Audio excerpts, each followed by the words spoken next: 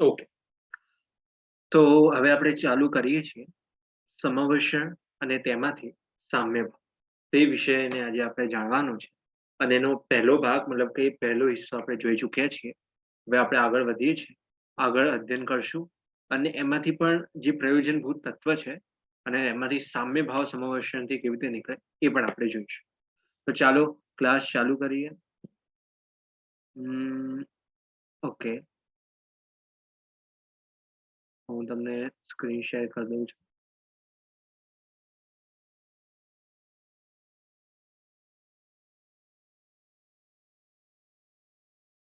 Okay, ચાલો કરીએ. Share file.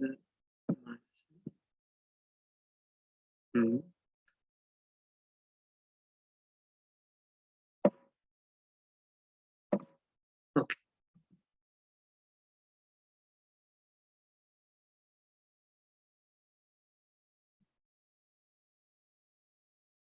ચાલો બધાને સ્ક્રીન દેખાતી હશે તો મંગલાચરણ કરીશું, બધા હાથ જોડી. મંગલમ ભગવાન વીરો મંગલમ ગૌતમો ગણી મંગલમ કુંદ કુંદાર્યો જૈન ધર્મોસ્તુ મંગલમ સર્વ મંગલ માંગલ્યમ સર્વ કલ્યાણકારકમ પ્રધાનમ સર્વ ધર્માણા જૈનમ જયતુ નમઃ શ્રી વર્ધમાનાય નિર્ધૂત કલિલાત્મને સાલોકાનામ ત્રિલોકાનામ યત વિદ્યા દર્પણાયતે. સૌથી પહેલો આપણે પ્રશ્ન લીધો હતો કે સમવર્ષણ જાણવાનું આપણા જીવનમાં પ્રયોજન શું, સમવર્ષણ જાણીને આપણું કલ્યાણ કેવી રીતે થશે. તો આ વિષય પર આપણે ખૂબ સુંદર ચર્ચા કરી હતી અને ચર્ચા આપણે રેકોર્ડિંગ પણ છે આપણે ગ્રુપ પર શેર પણ કરેલી છે યુટ્યુબ પર. તો જેને લાભ ના લીધો હોય તો ત્યાંથી લાભ લઈ શકે છે. એના પછી આપણે આગળ વધ્યા હતા કે સમવર્ષણનો વાસ્તવિક શું અર્થ થાય એ પણ આપણે ડિફરન્ટ એંગલથી સમજ્યા હતા અને વાસ્તવિક વસ્તુ સ્વરૂપે સમવર્ષણનો શું અર્થ થાય એ આપણે જોયું હતું અને એના અનેક નામ પણ જોયા હતા, જેમ કે સમોષણ, ઇન્દ્રસભા, સમશ્રુતિ, ધર્મસભા, એવા કોઈ પણ તમે સમવર્ષણને નામ આપો એટલે તમે એને બોલો તો કોઈ ફરક નથી પડતો, કારણ કે સમોષરણ આ બધું જ એક પર્યાયવાચી શબ્દ રૂપમાં અનેક ગ્રંથોમાં પ્રયોગ કરવામાં આવ્યો. પછી આપણે જોયું હતું કે ભગવાન ભૂમિથી કેટલા ઉપર છે, આ પ્રશ્ન લીધો. તો કોઈએ કીધું 1,00,000 યોજન, કોઈ અલગ અલગ યોજનો બધા કીધા હતા. પણ પછી આપણે હકીકતમાં ખબર પડી કે સમવર્ષણનો જે અધોભાગ છે, જે નીચેનો ભાગ છે, એ માત્ર ને માત્ર ખાલી એક હાથ ઉપર, ઓનલી વન, એક હાથ ઉપર. અને પછી એક હાથ ઉપરથી તો નીચેનો ભાગ છે એનો, અને પછી આખો ભાગ નીચેનો જે બેઝ છે આ કહીએ આપણે એ 5,000 ધનુષ છે. એક ધનુષ એટલે કેટલું? તો આપણે જોયું 4 હાથ એટલે એક ધનુષ, એ આપણે સમજાતા. અને પછી આપણે જોયું કે 5,000 ધનુષ પર તો સમવર્ષણની ભૂમિ છે. એના પર 8 ધનુષ ઉપર જઈશું તો પહેલી પીઠ હશે, એના પર જઈશું તો બીજી પીઠ છે, એના પર 4 ધનુષ ત્રીજી પીઠ છે, એના પર ઉપર આમ સીધી 900 ધનુષની ગંધકુટી છે, એના પર એક ધનુષનું ભગવાનનું સિંહાસન છે અને 4 અંગુલ હવામાં એટલે 4 અંગુલ ઉપર ભગવાન વિતરાગી તીર્થંકર દેવ વિરાજમાન છે સમવર્ષણ. તો ટોટલ કેટલું થયું? 5,917 ધનુષ અને 4 અંગુલ એટલા ઉપર તીર્થંકર દેવ વિરાજમાન છે એ આપણે જોયું. બરાબર, અહીં સુધી આપણે જોઈ લીધું હતું. અને બીજી એક વસ્તુ જોઈ હતી કે અહીંયાથી આપણે મેઇન સમજતા હતા કે પ્રત્યેક દિશામાં કેટલા પગથિયા હતા. તો તમે બધાએ કીધું સર 20,000 પગથિયા છે, તો કરેક્ટ છે, 20,000 પગથિયા છે. બરોબર, તો 20,000 પગથિયા આપણે લીધા એટલે આપણે એક વાત કહીએ ને તો કેટલું સાઈઝ હતી, ઉદાહરણ લઈએ તો 5,000 ધનુષનું બેઝ હતું ને, 5,000 ધનુષનું આ બેઝ. ઓકે, ઓકે, આ 5,000 ધનુષનું બેઝ. એક ધનુષ એટલે કેટલા હાથ? 4. બરોબર, તો 5,000 ગુણ્યા 4 કરીએ તો કેટલા થાય? બોલો. 5,000 into 4 કેટલા થાય? બોલો માઇક. 2,000. 2,000 ચંદુલાલ. 20,000. 20,000 એટલે તમારો જવાબ કરેક્ટ છે કે 20,000 થાય. તો 20,000 હાથ. અને સીડીઓ કેટલી ચંદુલાલભાઈ? સીડી કેટલી હતી? 20,000. 20,000. તો 20,000 હાથ ને 20,000 સીડી. તો એક સીડી કેટલી થાય? એક ઊંચાઈ. એક હાથ. બરોબર. એટલે એક હાથની 20,000 સીડીઓ છે અને એના પર બધા જીવો બધા જાય. દેખો હવે આમ બી પ્રશ્ન મનમાં એક ઉત્પન્ન થશે કે પલભાઈ સીડી પર કોણ જાય? કિંજલબેન, કમલાક્ષીબેન, સ્નેહાબેન, હેતલબેન, શ્રદ્ધાબેન, કિશોરભાઈ, સ્મિતાબેન. એક પ્રશ્ન ઉભો થાય કમલાક્ષીબેન કે આ તમે 20,000 સીડી કહો છો તો જશે કોણ એના પર? તો કમલાક્ષીબેન એના પર મનુષ્યો જાય, દેવો જાય અને તિર્યંક જાય, બધા જાય. હવે મનમાં એક સહેજ પ્રશ્ન તમારો બધાનો ઉત્પન્ન થયો હશે કિંજલબેન કે દેવ કેમ જાય? દેવ લોકો તો ઉડીને જઈ શકે ને ચંદુલાલભાઈ? એ લોકો તો વેક્રિયક શરીર છે, હવાથી બધે જઈ જાય. તો સીડી થી કેમ? તો એ લોકો હવામાં ના ઉડી શકે. એમના જોડે સિદ્ધિઓ નથી કે ઉડી શકે દેવો જોડે. તો દેખો બંને ઓપ્શન છે. તમારે હવાથી આવવું હોય તો હવાથી ઉપર આવી જાઓ, તમારે સીડીથી જવું હોય સ્મિતાબેન તો સીડીથી જાઓ. આપણા જો તમારે બંને ઓપ્શન આપવામાં આવ્યો છે કે તમારે જે ઓપ્શન જોતો હોય એ ઓપ્શન તમે ચૂઝ કરી શકો. બરોબર. તો આવી 20,000 સીડીઓ છે અને એક સીડી એક હાથની છે. એ આપણને અહીંયા આઈડિયા આવે છે. બરાબર. ચાલો આટલું તમને આઈડિયા આવ્યો હશે. અને આપણે અહીંયા જોતા હતા. બરોબર. એક સીડી કેટલાની છે? એક હાથની ઊંચાઈ અને એક હાથનું પગથિયું. પગથિયું કેટલું છે? 1/1 હાથ ગુણ્યા 1 હાથ. હવે એ કેટલી મોટી છે? એક સીડી કેટલી મોટી છે? તો 1 યોજન મોટી છે. બરાબર. એક સીડી એક યોજન મોટી છે. કેટલી છે? તો 4 દિશામાં 4 સીડીઓ છે. એક બીજી દિશામાં બીજી, થર્ડ દિશામાં ત્રીજી અને પાછળની દિશામાં ચોથી. 4 દિશા. અને જ્યાં વચ્ચેની જગ્યા લઈને 1 2 3 4 એ 4 cross direction. Kinjalben 4 cross direction બચે. ત્યાં શું છે? તો ત્યાં નીળ મણીથી આખું સ્કંદ ઉભો હોય. સ્કંદ એટલે શું? તમે લોકો આપણે સમજ્યા હતા પૂતગલ 2 પ્રકારના, પરમાણુ અને સ્કંદ. યાદ છે બધાને? આવે છે થોડું યાદ? તો સ્કંદ એટલે શું? સ્કંદ એટલે પરમાણુ ભેગા થઈને જથ્થો મોટો બન્યો હોય એને આપણે કહીએ સ્કંદ. તો અહીંયા પણ એ જ અર્થ છે કે મોટો જથ્થો. કોણ? નીલમણિ. એને આપણે લઈએ છીએ. અને આખી આપણી જે જમીન છે, આખી સીડીઓ છે એ 24 કેરેટ સોનાથી બનેલી છે. નકલી નથી, અસલી સોનું. અને હીરા મોટી વધુ લગાયેલું છે. એટલે વૈભવ ફૂલ તમારે મજા કરવાની છે એ રીતે. બરોબર. આટલે સુધી આપણે સમજી ચૂક્યા હતા. આ અહીંયા સુધી કોઈ ડાઉટ હોય તમે પૂછી શકો. નહીં તો પછી આપણે નેક્સ્ટ આગળ વધીએ. બોલો, કોઈ ડાઉટ છે અહીં સુધી? કોઈને ડાઉટ નથી? સરસ. તો ચાલો હવે આજની ક્લાસમાં આપણે આગળ વધીએ. અને હવે સર મોડી થોડી થઈ ગઈ છું એટલે મારું થોડું છૂટી ગયું છે. ના, આપણે છેલ્લી ક્લાસનું જ ભણ્યા. તમે છેલ્લી ક્લાસમાં હતા? હા. બસ છેલ્લી ક્લાસનું રિવિઝન કર્યું છે. હવે આપણે આગળ વધીએ. બરોબર. એ ટેન્શન ના લો. તમે મોડા થયા છો પણ હજુ અમે પણ મોડા જ ચાલીએ છીએ. ચાલો હવે આપણે આગળ વધીએ કમલાક્ષીબેન. અને આપણે બીજું હવે શીખશું. શેર કરું છું હું તમને. ઓકે. એકની ઉપર એક આવી ગયા. બંધ કરવી પડશે એવું છે ને? ઓકે, અને એક્ઝિટ કરી દઈએ. And show. અષ્ટમંગળ દ્રવ્ય. એ હવે આપણે જોવાનું છે. આને મારે એકવાર શું સ્ટોપ કરવું પડશે તો તમે બીજું જોઈ શકશો. નહીં તો નહીં જોઈ શકશો. ચાલો હવે આપણે આગળ વધીએ. આને મોટું કરી દો એટલે ઈઝી. બધાને સ્ક્રીન દેખાય છે ને મારી?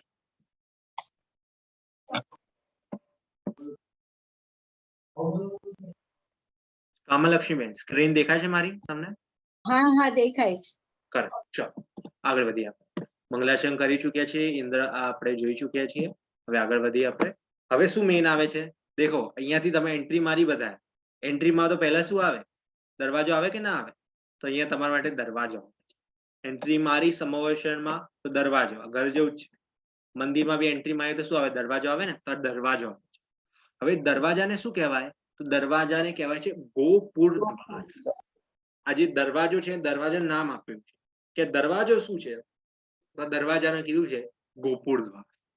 હવે સમવર્ષણના ચારે દિશા, એટલે 4 સીડીઓ છે ચારે સાઈડ ચડવાની, તો ચારે દિશામાં 4 દ્વાર, એટલે એક દિશામાં એક દ્વાર, બીજી દિશામાં બીજો, ત્રીજો અને ચોથો, એટલે ચારે દિશામાં એક એક દ્વાર છે. તો ટોટલ સમવર્ષણમાં કેટલા દ્વાર છે? 4.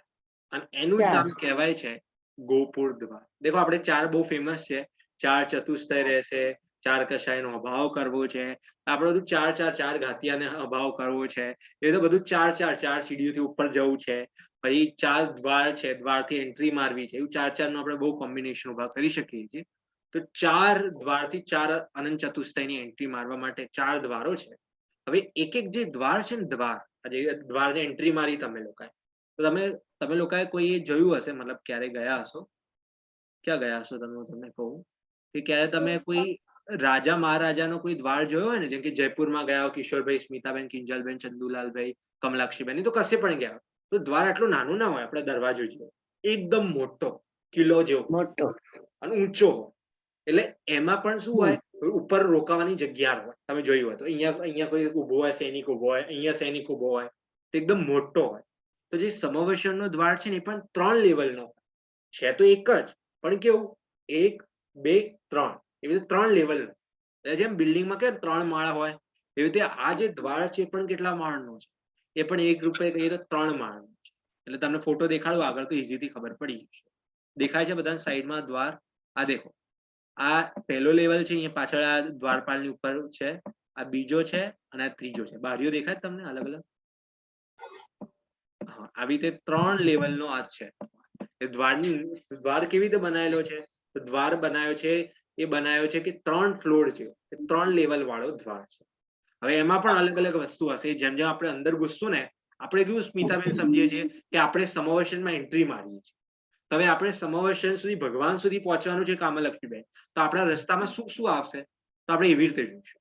હું તમને એવી રીતે નહીં લઈ જાઉં કે સીધો તમે ભગવાન જોડે ગયા પછી આમ ગયા. આપણે એવું ફીલ કરવાનું છે કે તમે સમવર્ષણમાં એન્ટ્રી મારો છો કિશોરભાઈ, તો તમારા રસ્તામાં શું શું મળશે એ જોતા જવાનું.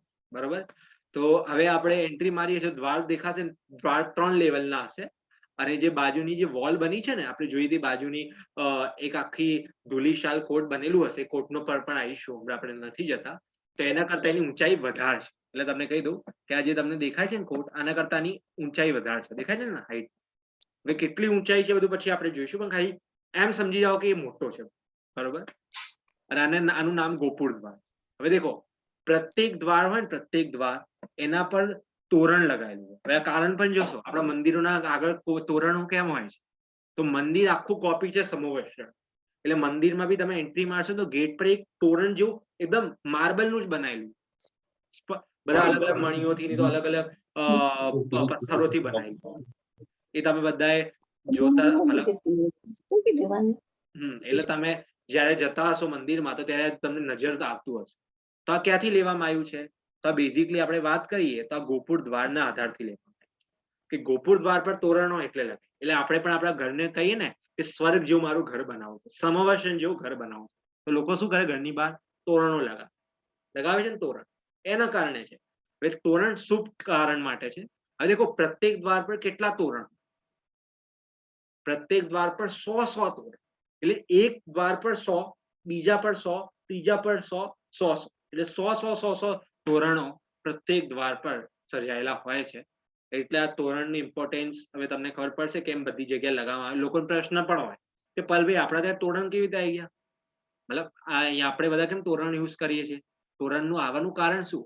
તો એ માનવામાં આવે છે કે તોરણ એ સમવર્ષણનું મંગલ પ્રતીક છે, કે મંગલમય કાર્ય કરવા માટે તોરણ યુઝ કરવું પડે, તો તોરણ લગાવે છે.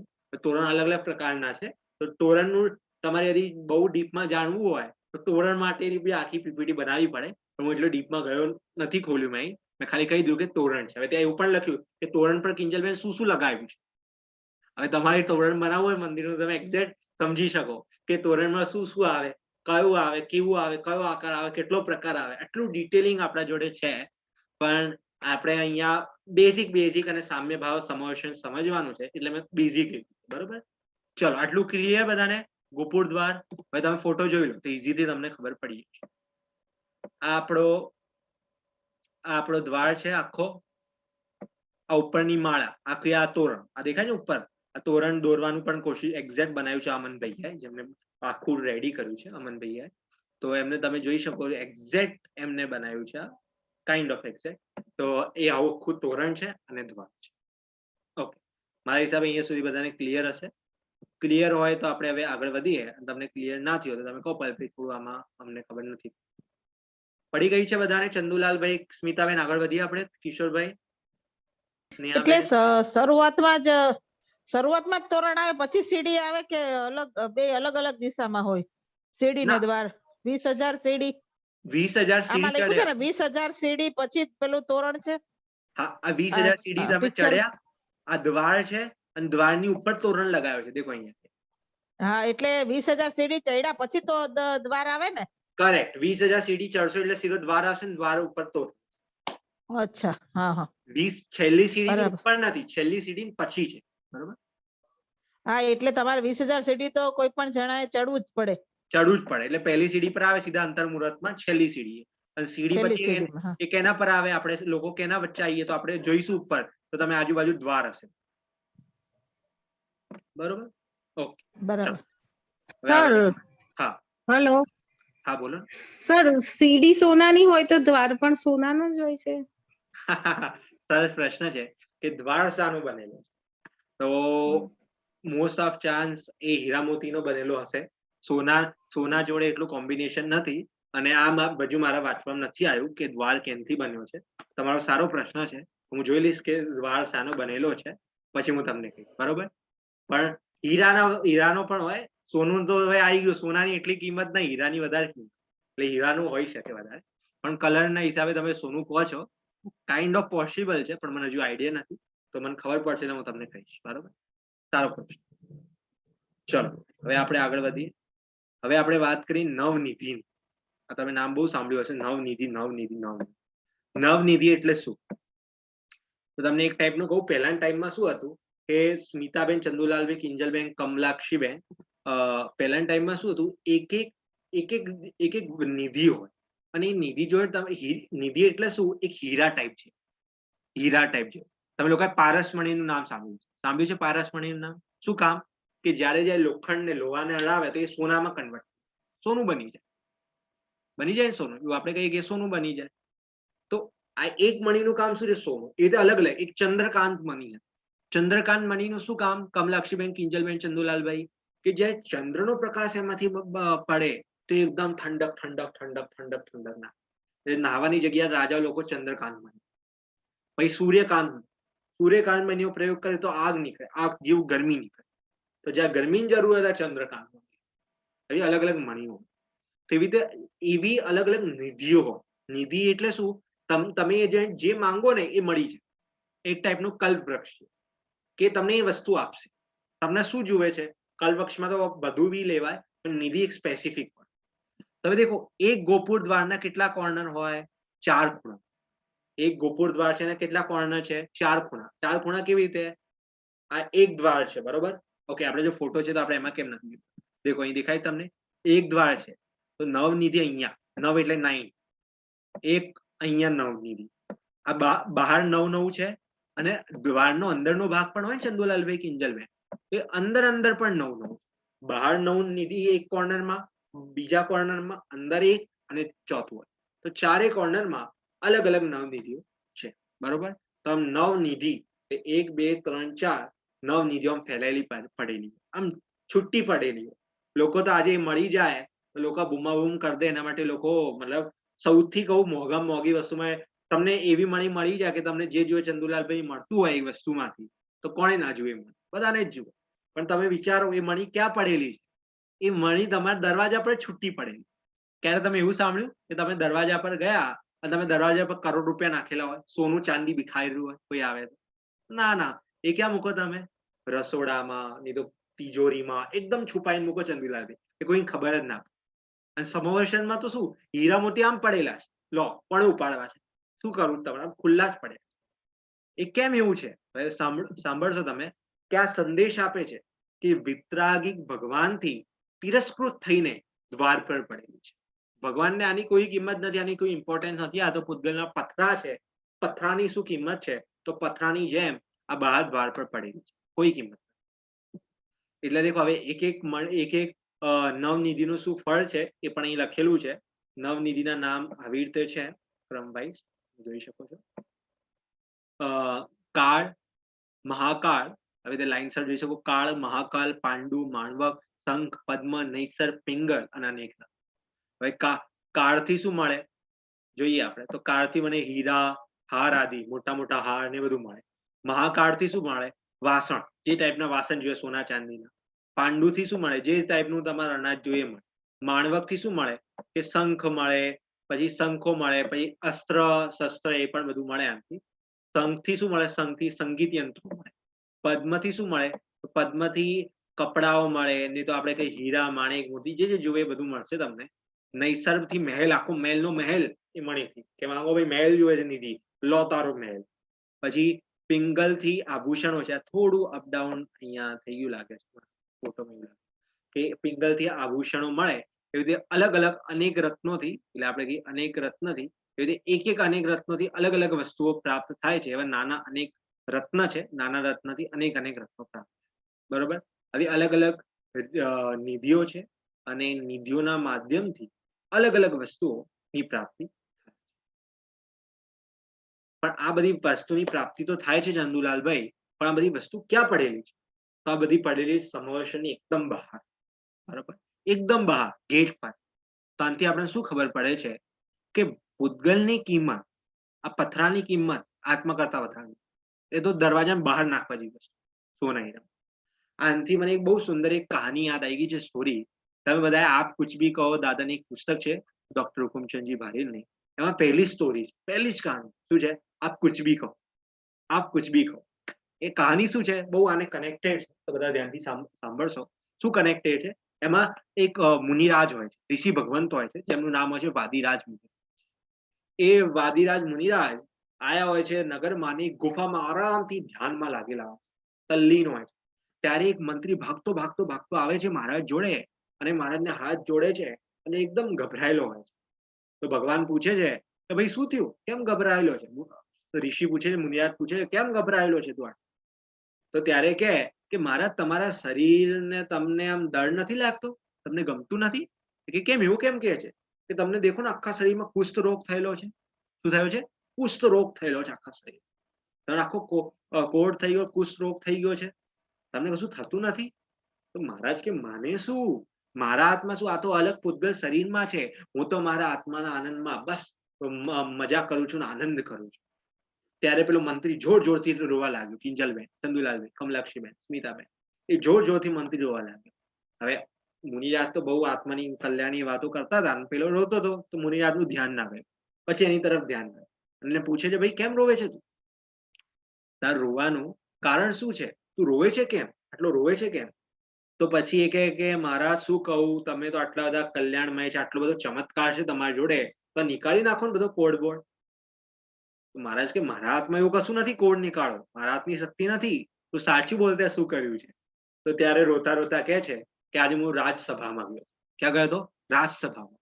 અને સભા ચાલતી, રાજા બેઠા હતા અને બધા લોકો બેઠા હતા, અને લોકો કહેતા હતા કે જૈનોના સાધુ તો કેવા, જૈનોના સાધુ કેવા કે કોડ છે, કોડને દૂર પણ ના કરી શકે. કમલાક્ષીબેન, કિંજલબેન, ચંદુલાલબેન, સ્મિતા, એમનામાં એટલી પણ શક્તિ નહીં કે કોડને દૂર કરી શકે. બોલો, તે લોકોને થોડી સાધુ મનાય, એ લોકોને તો દૂર ભગાવ. એ બધા બહુ ખૂબ નિંદા કરતા હતા રાજાની સામે. ત્યારે મંત્રી ઉભો થયો અને એને શું કીધું કે ના ના ના ના, અમારા તો એવા છે ઋષિઓ કે ચાહે તો ફટાક કરતા ઉડાઈ જાય. તમે જોઈ લેશો, આવીને ભગવાનને મળી જશો, એમને કોડ હોય જ નહીં. તો કઈ આયા મંત્રીજી તો, અને ભાગતા ભાગતા પછી આયા. તો મુનિરાજને ખબર પડી કે આ તો આવું કઈ ના આવ્યો.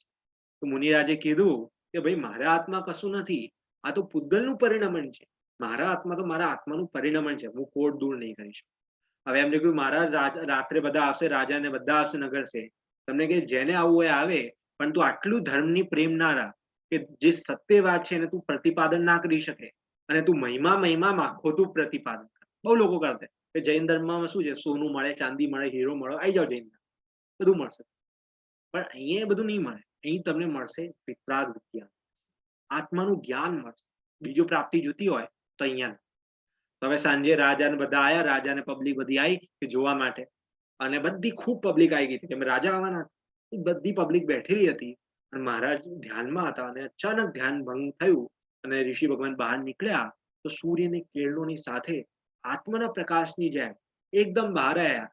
એક પણ આપણે કોડનું શરીર પર કોડનું નામ નિશાન નતું, અને એકદમ પ્રકાશમય એમનું તેજમય દેખતા હતા. બધા જોઈને બોલ્યા નમોસ્તુ નમોસ્તુ નમોસ્તુ નમોસ્તુ, અને કોઈ ધર્મ વર્ધિસ્તુ ધર્મ વર્ધિસ્તુ એવું કહીને મહારાજ આગળ ગયા અને આરામથી એક વૃક્ષ નીચે બેસી. અને પછી એમને ઉપદેશ આપ્યો કે પરનું પરિણામ બિલકુલ મારા હાથમાં નથી, જે સમયમાં થવાનું છે એ સમયમાં થવાનું છે. પછી આટલું તો કહી દે, પણ બધાના મનમાં શું પ્રશ્ન થાય કે તમે કોડ દૂર કેવી રીતે કર્યો? તમે તો ના પાડતા હતા. પેલો મંત્રી તો રોતો જ તો, હાથ જોડીને ખૂબ રોતો હતો, અશ્રુધારા. હવે એ આનંદની અશ્રુધારા હતી કે જો ઓહો ગજબ થઈ ગયું, તો ગજબ જ થઈ.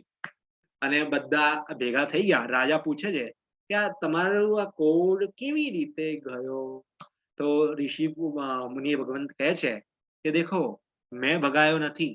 પાપનો ઉદય હતો તો કોડ આવ્યો, અને પુણ્યનો ઉદય હતો તો જતો. કે યદી કોડ હું ભગાઈ શકત, એમને પોતાનો અંગૂઠો દેખાય, અને અંગૂઠા પર થોડો કોડનો હજુ બાકી. કોડ હતો થોડો અંગૂઠા પર, કે યદી મારી ઈચ્છાથી થતું હોત તો મેં તો આખો જ કોડ ભગાઈ દીધો. અંગૂઠામાં કેમ કોડ બાકી રાખો? અને અંગૂઠામાં કોડ રહી ગયો, એ કેમ હું બાકી રાખત? બધું જ ભગાઈ દે. એટલે આનાથી ખબર પડે છે કે પૂતગલનું પરિણમન મારા આત્માનું, યદી મારા આત્મા તો બધું જ હું ઉડાય. એટલે ઈચ્છાથી કાર્ય નથી થતું એક, અને પર વસ્તુથી મારું હું પર વસ્તુ પર બિલકુલ કામ નથી કરી શકતો. એવી વસ્તુ સ્વતંત્રતાની એમને વાત કરી કમલાક્ષીબેન, ચંદુલાલ, સ્મિતાબેન, કિંજલબેન. એક ભક્ત કે વાહ વાહ વાહ વાહ, દેખો મુનિ ભગવાન, કે બાકી લોકો હોત તો શું કહે કે આવું કહીને પ્રભાવના લઈ લે અને પોતાનું નામ રોશન કરીને પૈસો કમાઈ લે, એ તો મતલબ માન કશાઈ લઈ જાય. અને આ મુનિ ભગવાનને જો કે જેમને આ સમયે પણ આત્માનું જ્ઞાન હતું. અને એક અંધ ભક્ત ઉભો થયો અને એને શું કીધું કે તમે તો કશું પણ કહો, પણ આ તો ચમત્કાર જ છે. ચમત્કારને અમારો નમસ્કાર છે. તમે તો કશું પણ કહો, આપ તો કુછ ભી કહો, હમ તો આજ માનશું કે આ તમારો ચમત્કાર જ. મુનિરાજ આટલી બધી શીખ આપી, પણ બે ચાર અંધભક્તો અવશ્ય હોય છે. એ શું કહેશે કે તમે જે કશું પણ કહો, પણ આ ચમત્કાર, આ તો તમારા સિદ્ધિ. પણ વાસ્તવિકતામાં મુનિરાજ સમજાઈને થાક્યા. હવે જે માને એની નસીબમાં. પણ આનાથી આપણે શું ખબર પડે કે સમવર્ષણમાં વિતરાગી વ્યક્તિ હોય ને, વિતરાગી વ્યક્તિ, એને પૂતગલની, પૈસાની, આ બધાની એની કિંમત, એને હંમેશા ઉદ્ભવ એનો આત્મ સ્વભાવ. ભલે સમવર્ષણમાં જશો તો નવનિધિઓ બિછાયેલી છે. વાદીરાજ મુનિરાજની એક્ઝામ્પલમાં જોયું કે ભાઈ કોડ બી હું નથી કરી શકતો, ઈચ્છાથી પરિણમન. અને આપણા કેસમાં શું થાય છે બોલો? આપણે હીરો બહાર મૂકી રાખીએ છીએ કે અંદર? અરે કોઈ જોઈ ના લે, હમણાં ચોરી થઈ જશે. ઓફકોર્સ અંદર મૂકી રાખો, એનો કોઈ પ્રોબ્લેમ નથી, પણ એનું કારણ હું છું અને એ કારણ મારા માટે છે એ ના સમજ. એ આ વસ્તુ આપણે નવનિધિની માધ્યમથી આપણે શીખીએ. અને પ્રત્યેક ભલે સોનું આવે, પૈસા આવે, કેટલું પણ આવે, પણ ત્યારે આપણે વિતરાગી ભાવ રાખીએ. જેમ કે ભગવાન જે છોડશે એ ઉપર આવશે, જેની ઈચ્છા હશે પ્રગટ થાય, એને કશું નહીં મળે. દેખો પેલો મંત્રી હતો, મંત્રી તો હાથ બાથ જોડીને બધું કરતો હતો, રોતો હતો. અને મુનિરાજ ભગવાન તો બિલકુલ ઈચ્છા નથી, કોડ રહે કે ના રહે, મારે શું, હું તો મારા આત્મા તો છે જ મારા જોડે. તો જેની ઈચ્છા નથી એમ તો ઓટોમેટિક કામ થઈ જવાનું છે. અને જેની ઈચ્છા છે, આ ભૂખ છે, તૃષ્ણા છે, તેનું કામ બનવાનું નથી. તમે તમારા આજુબાજુમાં પણ ઉદાહરણ જોઈ શકો. બરાબર? તો આ આપણે નવનિધિ જોઈ, એ નવનિધિ કેવી હોય છે અને આનું કામ શું હોય. બરોબર? તો નવનિધિથી અલગ અલગ વસ્તુ મળે. તો તમારે શું તમારા ઘરની બહાર નવનિધિ લાવી છે? બોલો. પેલા એ જુએ છે? બોલો ચંદુલાલભાઈ, જુએ છે કે નથી જોતું? શું કરશું? સરસ. શું કરશું? આજે તો મારો આત્મા છે, એનું કામ કરવાનું છે. નવનિધિ શું કરશું? સરસ. બરોબર? તો આ જ વસ્તુ આપણે સમજવાનું છે. હવે નવનિધિ નહીં કહું અને તમને કહીશ તો શું તમને પૈસા જુએ છે, સોનું જુએ છે, વધારે હીરો જુએ છે, મોતી જુએ છે? શું કરશું? મારી ઈચ્છાથી થોડી પરિણમન થવાનું છે. મારે તો સ્મિતાબેન કરોડપતિ બનવું. લોકો કે તમારો જે નિર્ણય હોય ને એનાથી કામ બની જાય, એવું કહે ને બધા. તમે સાંભળ્યું હશે, તમારો જે નિર્ણય હોય તમે કરો, એ તમે નક્કી કરો. કામલક્ષ્મીબેન, કિંજલબેન, છોકરાઓને પણ એવું કહે તો મળી જાય. તો મારી ઈચ્છા છે હું લખપતિ બની જાઉં, કરોડપતિ બની જાઉં, પણ મારી ઈચ્છાથી શું થવાનું છે? મારી ઈચ્છાથી કશું કામ નથી થવાનું. એ તમારા પરિણમન તમે નથી કરી શકતા, એ આપણે અહીંથી સમજ. ઓકે. હવે બધા નવનિધિ સુધી ક્લિયર છે? ગોપુર દ્વાર આપણે જોયો, ગોપુર દ્વારની 4 દિશામાં એટલે એક 2 3 4 9 નવનિધિ પડેલી છે. તો ટોટલ કેટલી નવનિધિ પડી હશે ચારે ગેટ પર, કહી શકશો તમે? 36 ગુણ્યા 4. 36 ગુણ્યા 4 કેમ? 4 ખૂણા ને, ગોપુર દ્વારના 4 ખૂણા. ના, હું ચારે ચારે ચાર હા, હું સમજી ગયો. તમે એક નવનિધિ લો છો. હું કહું 9 ને એક જ માં. એક ગેટ પર 4 છે નવનિધિ ફેલાયેલી, તો 4 ગેટ પર કેટલી? 16 થાય ને. 16. હા, 16. 16 એવી રીતે કહું. સ્મિતાબેન હું સમજી ગયો, સ્મિતાબેને 9 લઈ લીધા કે 9 ગુણ્યા આપણે કરી દઈએ જેટલા 4 ગેટ છે એટલા, પણ એવી રીતે નહીં. આપણે વાત કરીએ છીએ કે 16 નવનિધિઓ ચારે ગોપુર દ્વારમાં ટોટલ ફેલાય, બરોબર? આટલું તમને બધાને આઈડિયા આવી ગયો છે. હવે આગળ વધીએ આપણે. અને બીજું તમને ફોટોમાં શું દેખાયું હતું? હવે વાત કરીએ આપણે દ્વારપાલ. શેની વાત કરીએ છીએ હવે આપણે? દ્વારપાલ. દ્વાર. જેવો ગેટ ચાલુ થાય એવા આગળ બંને સાઈડ પર દ્વારપાલ. દ્વારપાલ તો આપણે બધાને જુએ છે કે નથી જોતા? 2 બોડીગાર્ડ. તો ભગવાનના ત્યાં તો દ્વારપાલે કોણ હોય? કે દ્વારપાલ પણ દેવો હોય, એ દેવ જાતિના દેવો હોય, એ જ પ્રત્યેક દિશામાં દ્વારપાલ. હવે પ્રત્યેક દિશામાં અલગ અલગ જાતિના દેવ દ્વારપાલ હોય. હવે દ્વારપાલનું શું કામ છે બેઝિક? અચ્છા, હા, દ્વારપાલનું શું કામ છે કે દ્વારપાલ એવું કરે કે જે અયોગ્ય વ્યક્તિ છે એને સમવશયનથી દૂર. હવે તમે કહેશો કે ભાઈ અયોગ્ય વ્યક્તિ એટલે શું? આનો અર્થ તમે શું સમજી? તો આપણે એક જ એવો વ્યક્તિનો અર્થ સમજવાનું છે અહીંયા સ્મિતાબેન, કે જેની ઉંઘનાર નથી સમવશયનમાં જવાની, એને આપણે અયોગ્ય માનશું. હવે હું એવું નહીં કહું કે ભાઈ આ વ્યક્તિ અયોગ્ય, આ વ્યક્તિ અયોગ્ય, એ આપણે નક્કી નહીં કહી શકીએ. યોગ્યતામાં જેની યોગ્યતા નહીં હોય, સમવશયન નહીં, એને દૂર દ્વારપાલ કરશે. હવે કોઈ પણ. અને દ્વારપાલ દેવ હોય. હવે કયા દેવ હોય? તો જ્યોતિષી દેવ આવશે. પછી આ બધા અલગ અલગ ટાઈપના જે 4 પ્રકારના દેવો છે અલગ અલગ દ્વારો પર ઉભા છે. અને તમને એવું જાણવું હશે કયા દ્વાર પર કયા છે, તો આ તો આપણે સિમ્પલ જોઈએ છે. અંદર અલગ અલગ દ્વાર આવશે. એ દ્વાર પર કયા કયા દેવો છે એનું બી ચર્ચા ભૂમિ વાઇઝ આવશે, બરોબર? તો એ ત્યારે આપણે કયા દેવ કયા દ્વાર પર છે એ ત્યારે આપણે જોઈશું. પણ એટલું સમજવું કે દરવાજાના આગળ દ્વાર પર હોય, કેમ હોય? અયોગ્ય વ્યક્તિને બહાર રાખવા. એટલે તમે જોશો મંદિરમાં, બહુ બધા મંદિરમાં એન્ટ્રી મારો ને તો ગેટની બહાર જ 2 વ્યક્તિ ઉભા, દ્વારપાલ. હવે દેખો આખું જે રચનાક્રમ લીધેલું છે ને આજે બધાએ, એ રચનાક્રમ આખું સમવશયન જો મેચ થાય છે કે નથી થતું? વિચારો. તમે મંદિરમાં એન્ટ્રી મારશો તો એક સીડીઓ છે, સીડીઓ પછી આખો સીડી કેનું પ્રતીક છે કે તમે 20,000 ચડો. પછી ગોપુર દ્વાર છે, એના ઉપર તમે જોશો કે તોરણ છે. બંને ગોપુર દ્વાર થોડો ઊંચો રાખશે આ લોકો, અને સાથે સાથે આજુબાજુ દ્વારપાલ પણ મૂકી રહેશે. અને આજુબાજુ જોશો તો આમ ડ્રો કરેલું હશે જેમાં હીરા મોટે એમ ફેલાયેલા હશે કલરની. તો આ ઓરિજિનલ મંદિરનો ગેટ આવી રીતે હોવું જોઈએ, એક રીતે કહીએ. હવે દ્વારપાલમાં તમે જોઈ લીધું. હવે આગળ વાત કરીએ તો અસ્તમંગલ દ્રવ્ય. અસ્તમંગલ દ્રવ્ય ક્યાં છે? તમે આ જે દ્વાર જોયો ને, અહીં દ્વાર, આ દ્વારની ઉપર જ અસ્તમંગલ દ્રવ્ય. બહુ બધા લોકો ઘરની બહાર પણ લગાવતા હોય છે અસ્તમંગલ દ્રવ્ય. મેં અહીંયા અમારે ત્યાં જોયું છે, બાકી ત્યાં એટલે ખબર નહીં, મે બી આવી રીતે અસ્તમંગલ દ્રવ્ય દ્વાર પર આમ લગાય. દેખાય છે બધાને? હવે તે 1 2 3 4 5 6 7, 1 2 3 4 5 6 7 અને 8. હવે અસ્તમંગલ દ્રવ્ય ઉપર પ્રતીક માટે લગાય. મંગલનો અર્થ શું છે આપણે જોઈ ચૂક્યા છીએ. મંગલનો અર્થ છે કલ્યાણ, જે કલ્યાણ. અને મંગલનો 2 અર્થ છે. આપણે જોયેલું છે, જે પાપોને ગાળે અને બીજું જે સુખને લાવે. મંગલાય, મંગલાય એટલે સુખને પ્રાપ્તિ કરાવે. શું પ્રતીક છે કે સુખની પ્રાપ્તિ કરાવવા માટે, અને કોને દૂર કરીશું? દુઃખને દૂર. એટલે સમવશયનમાં એન્ટ્રી કરતા પહેલા જ બતાવી દે છે તમારો ઉદ્દેશ. શું બતાવી દે છે એન્ટ્રી કરતા ઉદ્દેશ? કે ભાઈ જેને સુખી થવું હોય એ આવશો, ચંદુલાલભાઈ, સ્મિતાબેન, કમલાક્ષીબેન. અને જેને દુઃખ દૂર કરવું હોય એ આવશે. તમે એવું વિચારશો કે ના ના અંદર જઈને પણ હું તો મસ્ત મજા કરીશ, પાર્ટી કરીશ, એવું બધું દુઃખીના વિકલ્પ કરવા માટે અહીંયા ના. અહીંયા તો સુખી થવા માટે આવવું હોય તો આવશો.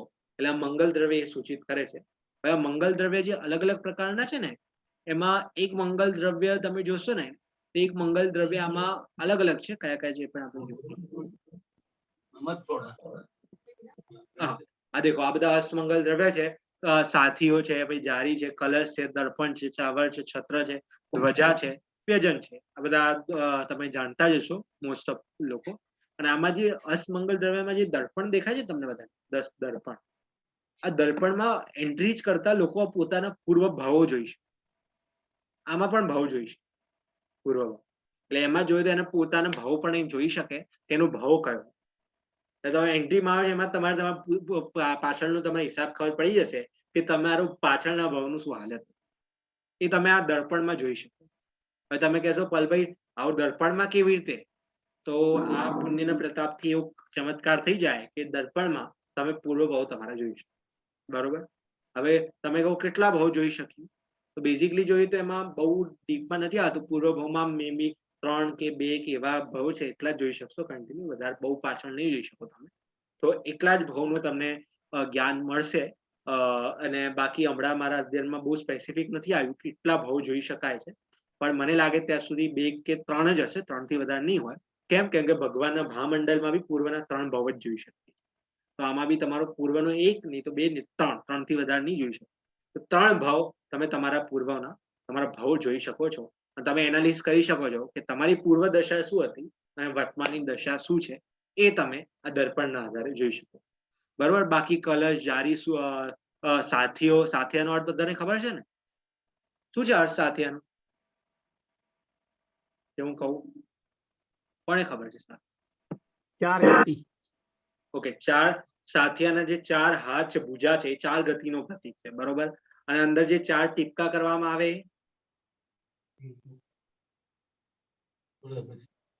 સમ્યક દર્શન, જ્ઞાન, વીર્ય. 4 જે અંદર આવે ને, ઓકે, મારે થોડો મતલબ સાથિયા ડ્રો કરવો પડશે. ઓકે, આપણે આમ આમ આમ આમ આમ આમ. તો આ તો તમે બધાએ કીધું 1 2 3 4. આ 4 ભુજા 4 ગતિનો હોય છે. બરોબર. પણ અહીંયા 4 આથી આમ ડોટ બી કરતા હોય છે. 1 2 3 અને 4. એ શાના પ્રતીક હોય છે? તો એ પ્રતીક હોય છે અનંત ચતુષ્ટ, અનંત દર્શ